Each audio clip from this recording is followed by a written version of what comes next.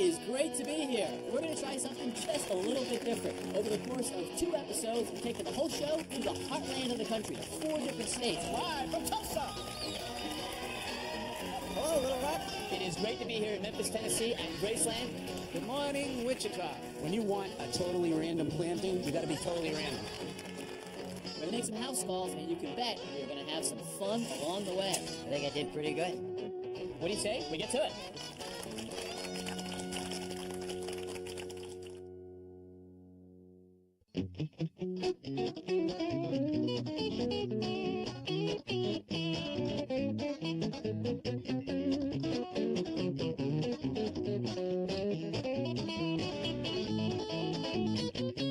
This area, the only thing it seems to want to grow are weeds and grasses, so as it comes up, I try to just pull it out. And I would really like to have something that's not going to stick out over into the driveway, that's going to scratch my car, and something with some height. I love flowers, and I'd like to have some color here so it looks happy, and when I get in my car to go to work, I know that I got something nice to come home to.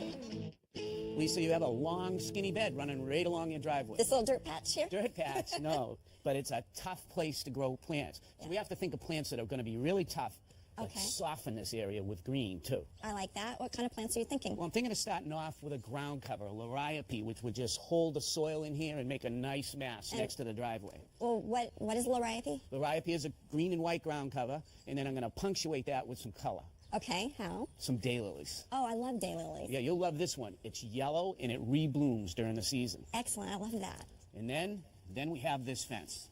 Yes, this blank canvas that I have to stare at. It's very boring. It's a great canvas. I'm thinking of covering it with vines. And to do that, we're going to install this wire for them to grow up the fence on. Oh, that is really clever. I like that. I'm going to support the wire using a series of eye bolts that I normally would just screw into a wooden post. But this fence on the back side, if you look, has metal posts.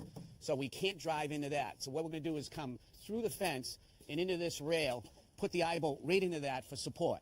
Now, it all starts with a pilot hole. All right, Lisa, I'd like the first hole right there. Okay. Go ahead and just drill it through. Do I take it all the way? All the way. All the way. Okay. Good. Let's see how that's going to work out. Once it catches, we can just keep twisting it in. Now it's getting kind of tight. What we can do is we can either use a screwdriver or just use another eye bolt. Give us the leverage we need to keep turning. Okay, that's a good idea. We're going to drill a whole series of these. So what I'm going to do is tighten this one in, and then I'm going to have you drill the lower one. And we'll work our way right down the fence. Okay. A couple more to go. All right, Lisa, now we're going to take hold of that for me. That's galvanized wire that we're going to attach to our eye screws. And we're going to go through the hole and wrap it around and get it nice and tight. Now you can start going down towards that next one for me. Okay? All right. We're just going to clip off the end nice and flush, and I'm going to come down to you. All right. Let's see. Okay, what I'm going to do is I'm going to slide in here. I'm going to cut it about 6 inches long, okay? Watch that doesn't come back at you. Okay, I got it. Got it. Now I'm just going to slide it through, pull it as taut as I can get it, and then just wrap it around again. Okay, and then just clip it off. Seems easy. Yep. All right. All right, we'll run it right by. You pay attention because I'm going to make you do all the low ones, okay? Oh, of course. That's harder. Finito.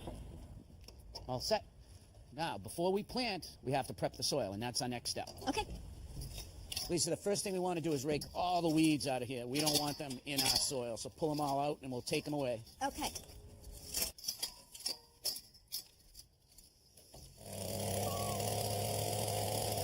Back and forth. The soil here is really compact. It's really hard. So we want to loosen it up. And the easiest way to do it is with this little tiller. You work your way back slowly. Just keep going back and forth and loosening everything up. Be real careful you don't hit the driveway with a teeth.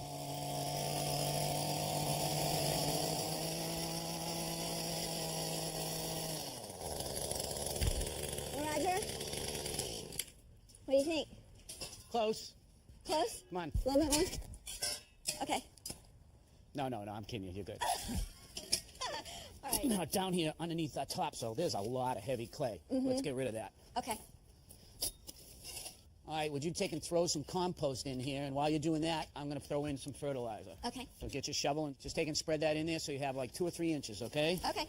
And I'm just going to sprinkle in a little fertilizer. Now Now, the compost will help with soil structure. It'll hold water for the plants when they need it. It's a great medium, and it'll really help these plants to root into the ground. Now we just mix the compost into the soil using the tiller.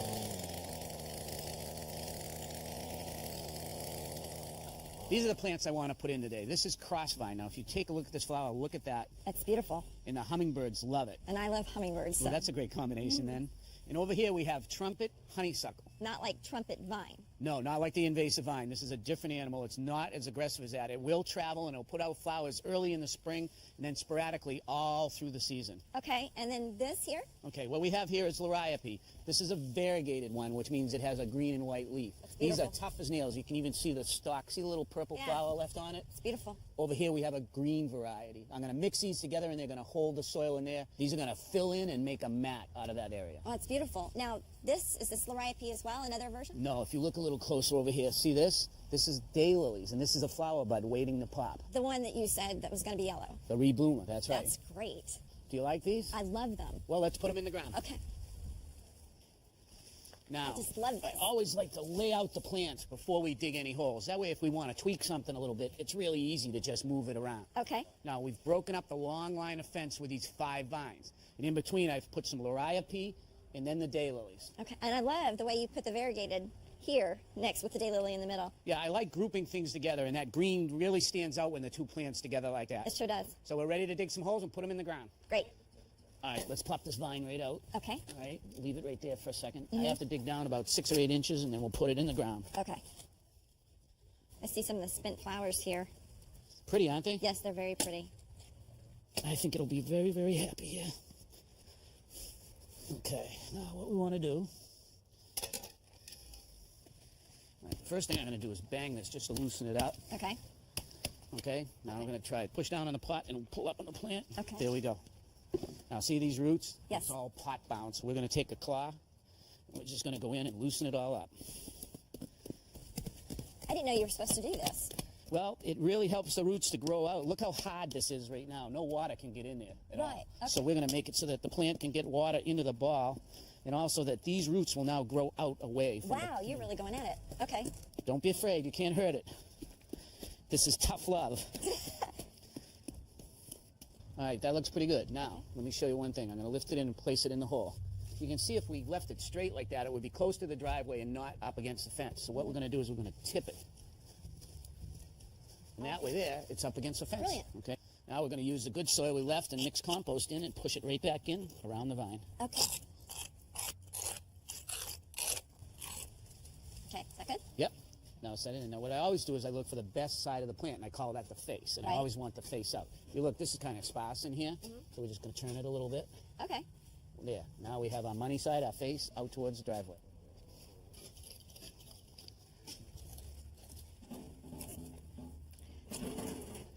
Boy, it looks great. Oh, it looks wonderful. Now what I wanted to show you is that when this vine was grown at the nursery, they actually put in these bamboo stalks to support the plant and get it up to height. Okay. You're not going to need those anymore next spring, so what I want you to do is undo that wire and pull those stalks right out of here. I can do that.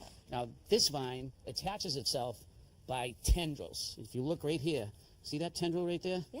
When it finds something, it'll just attach itself to it and start growing up. That's amazing. But we're going to speed up the process because we're going to take this vine and we're going to lay it up and wrap it right around the wire. Okay. Now, as it grows, it will attach itself. But what I like to do is just take a little piece of jute and support it up in here. I'm not going to tie it tight. I don't want to strangle the vine. I just want to support it in place. Now, will I need to cut that as well next year? No. Or? The vine will attach itself. This will just break down in a year. You don't even have to worry about it. Okay. Now, you can tell that this is spread this far. If we take one of those from the other side, they're almost going to be touching. Okay. Let's get to work. All right. Now, the honeysuckle vine is a little different. It doesn't have tendrils that'll grab anything. It actually grows up and wraps even around itself and uses that for support. So next spring, as these grow out, we'll just simply wrap them right around the wire.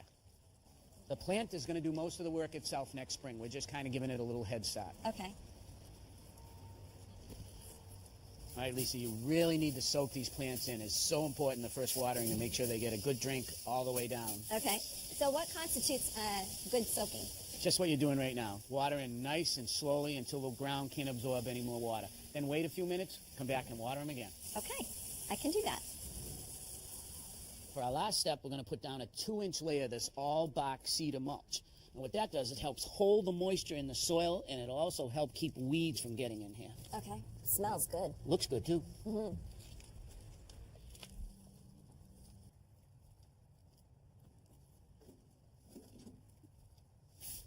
So, what do you think?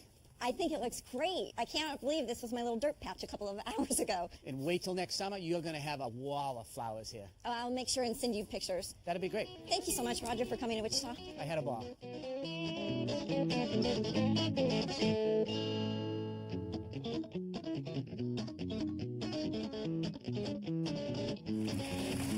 How's everybody doing? What are we looking at, Ron? Oh, the first thing is time of year to plant bulbs. The wash machine has a valve that opens suddenly. And so now when it shuts suddenly, all of a sudden that water keeps wanting to come in the pipes when it makes It's feeding time for your girls here, huh?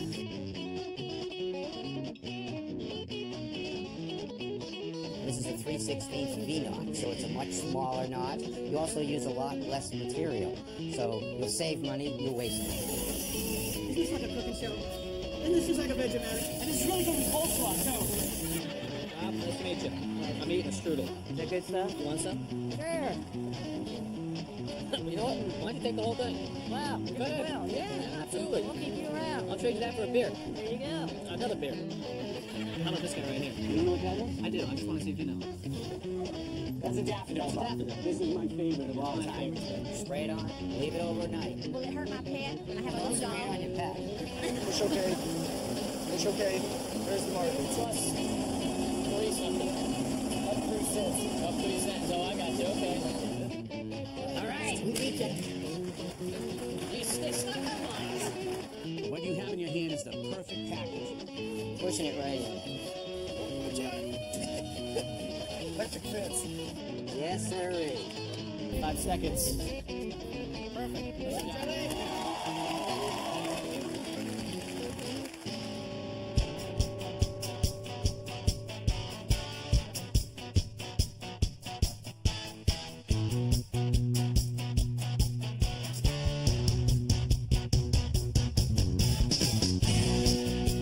Well, winters do get cold here in Tulsa. We do have 4 seasons. It does get cold enough that we sure would love to be able to sit down by a warm fire and cozy up. In the 5 years that we've lived here, we've had 1 fire, and it was a very nice, good-sized fire, and I could be sitting right here on the hearth and barely feel any heat. In fact, I'd more feel heat going from the room up the chimney. They work well. Well, Paula, when you have a fire inside your house, every bit of the air in that house is going into that firebox and up the chimney. That's right. Today we're going to install a wood-burning fireplace insert. We're in the good hands of Matt and Matt. How you doing, guys? Good morning. Now, the way it works is a little bit different. This is going to sit down inside that fireplace opening and has this glass door. You load the wood in here and you start the fire, but then you close this door. Now, the only air that's going to go into that combustion zone is through this little tiny opening right here that has a little air gate on it. Okay, so if I'm only getting that tiny bit of air, am I going to be able to burn a fire? Absolutely, and for a lot longer period of time. How long does it take for that wood, when you load up that fireplace, to burn it right up? Half an hour or so. Okay, Matt, how about this unit when it's loaded up? 8 hours. Okay, that's a big difference. Okay, so it's burning longer, so it must be burning smaller. Am I going to be getting any heat from it? Absolutely. Here's the key difference. With a fireplace insert, there's 2 parts of it. One's the firebox, but the other is down here. Behind this grate, you can see these fans right here. These fans are going to draw air in from the room. That cool air that's down at the floor is going to be pulled in to the back. Just spin this with me, Matt.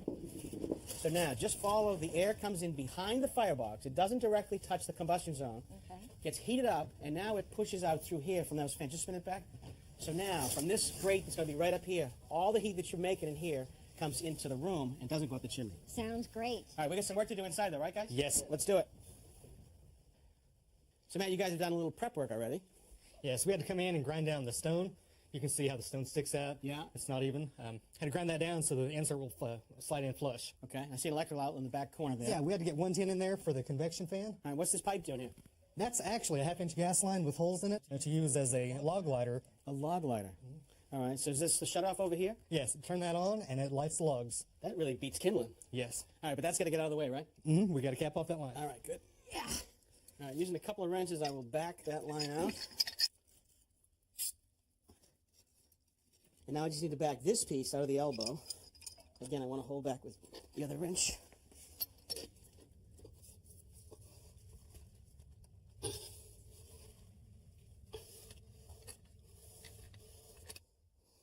Okay.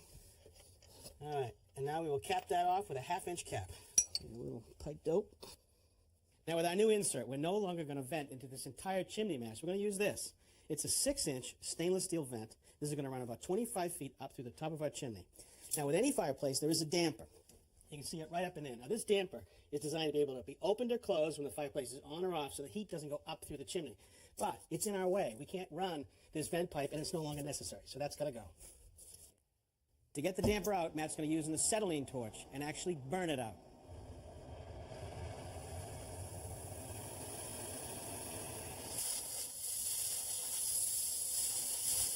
This damper was actually welded in place when the fireplace was first built. So this is really the best way to get rid of it.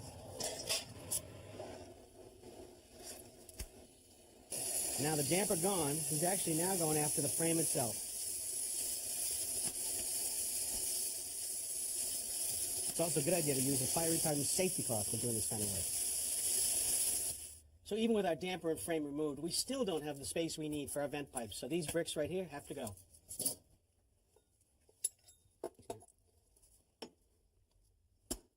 The bricks come out with a chisel and a sledgehammer. Anything that works. Is that enough, Matt? I believe so. So now we got to think about getting our liner down the chimney. It's actually a 2-part liner.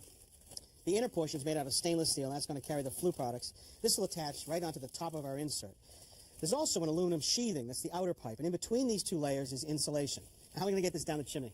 I'm going to attach a pulling cone to the end of the liner, attach a rope to the pulling cone, drop it down the chimney, then work the pipe from there. Now we're going to pull the liner right down the chimney. Now down here at our insert, we have a couple of connections to make. One is to connect the liner to this connection right here, but there's also electrical. Yes, and the electric can connect to either side. For us, we're going on the right side because that's where the electric is in the firebox. Good. Good. To adapt the liner to that insert, you'll notice that there's an adapter fitting with a slight angle to it and a clamp to tighten onto the liner.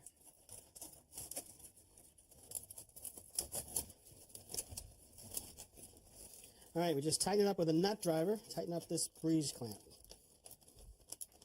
Now this final connection is pretty ingenious. A lot of times when you put this into place, there's no room for your hands between the insert and the fireplace opening. So with this thing attached to the liner, it allows you to actually reach inside and pull down this connection and then put a pin inside to lock it into place. And I'll screw this onto the end of the elbow. Perfect.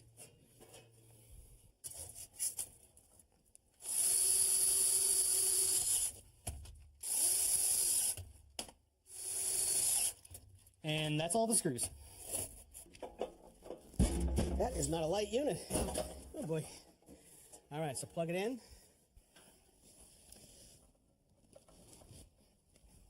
Now we're ready to slide the insert in. Here we go. Okay, just work your side in. All good. Okay, and we're centered. Good. All right, so we just got to make up that final flue connection. Sweet. At the top of the chimney, there's a finished cap that needs to attach to the liner. For that, Matt, it has to cut off the excess liner. So we just need to finish it off with some snips. Before putting on the cap, we want to make sure we apply high temperature silicone to the flue tile.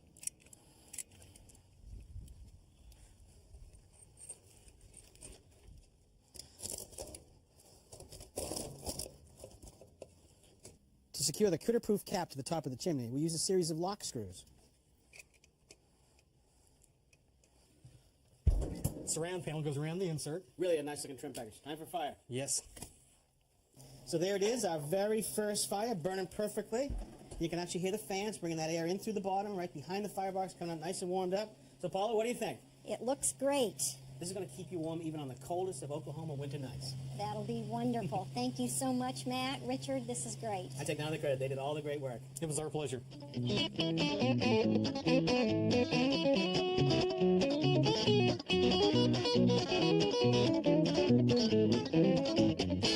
Next time on Ask This Old House, our road trip across America's heartland continues. It is great to be here in Memphis, Tennessee at Graceland. Yes, sirree.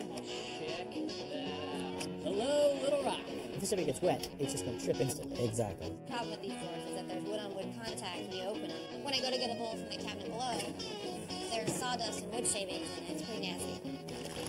What do you say? We get to it. If you have a question about your house or a tip you'd like to share, please let us know. Visit our website, pbs.org, for expert advice, step-by-step videos, and much more. This Old House magazine, the companion to the television series, provides advice from our experts that you've come to know. You can use your credit card to order 10 monthly issues for $10 by calling 1-800-221-5900.